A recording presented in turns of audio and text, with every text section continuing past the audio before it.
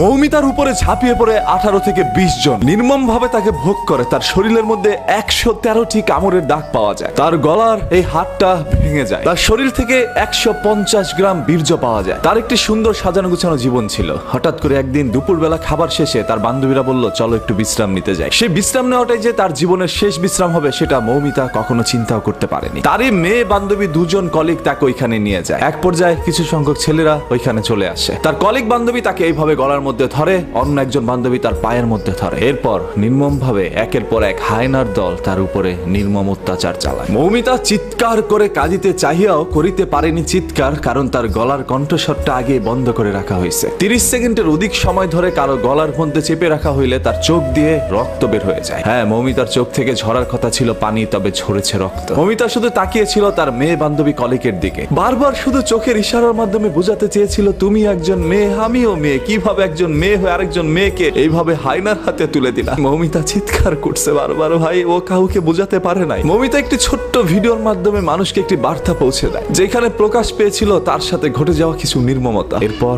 তাকে এই দুনিয়া থেকে সরিয়ে দেওয়া হয়। মৌমিতার সেই ভিডিওর বর্ণনা যদি আপনারা একবার দেখেন, তাহলে আপনাদের চোখ থেকে অশ্রু ঝরে যাবে। আজকে পুরো ভারতবাসী এটা নিয়ে প্রতিবাদ জানাচ্ছে আজকে বাংলাদেশের মানুষ। এবং এই ছবিটি ফেসবুকের মধ্যে ঢুকলেই দেখবেন আপনার সামনে চলে আসছে। হয়তো আপনারা অনেকে পোস্টটা পড়ছেন না, শুধু ছবিটা দেখে ইগনোর করে চলে যাচ্ছেন। হ্যাঁ, কারণ ঘটনা তো আপনার মা বোনের সাথে ঘটে নাই বা আপনার সাথে ঘটে নাই, অন্য কারোর সাথে ঘটলে তো আর আপনার কিছু যায় আসে না। যদি আসলে আপনি একজন মানুষের মনুষ্যত্ব বেঁচে থাকতো, তাহলে অবশ্যই এটা নিয়ে পোস্ট করতেন, শেয়ার করতেন এবং প্রতিবাদ জানাইতেন। গতকাল থেকে অসংখ্য মানুষ এটা পোস্ট করেছে এবং মানুষ আমাকে বলছিল, ভাই এটা নিয়ে একটা ভিডিও বানান। এই সকল বিষয় তো আর মানুষের বলে দিতে হয় না, এমনিতেই চোখ থেকে অশ্রু ছড়ে যায়। এই মৌমিতার জীবনে কি এমন ভুল ছিল ভাই? ও তো সুন্দর করে পর্দাশীল অবস্থায় ঘুরে বেড়াতো। ছবিটার মধ্যে আপনারা দেখতে পাচ্ছেন কি সুন্দর একটি মেয়ে। আজকে এরকম হাজারো মৌমিতা আমাদের দুনিয়া থেকে চলে যাচ্ছে, সেগুলো সোশ্যাল মিডিয়ার মধ্যে ভাইরাল হচ্ছে না। ওই সকল হায়নার দলগুলো এখন পর্যন্ত আমাদের সমাজের মধ্যে বিদ্যমান। এবং আপনার এই মেয়ে বান্ধবী কতটা নিকৃষ্ট হতে পারে, আপনার মেয়ে বান্ধবী একজন মেয়ে হয়ে আপনাকে এইভাবে হায়নাদের হাতে তুলে দিতে পারে, সেটা হয়তোবা কখনো আপনি আমি কেউ চিন্তা করতে পারি না। এটা কখনো আমাদের বোধগম্য নয় যে এরকম কোনো কিছু আমাদের সাথে ঘটতে পারে। তার উপরে কোনো না কোনো বাঙালি ঝাঁপিয়ে পড়েছিল, সেটা এই পারের হোক আর ওপারের হোক। আজকে আমি একজন বাঙালি হিসাবে লজ্জিত।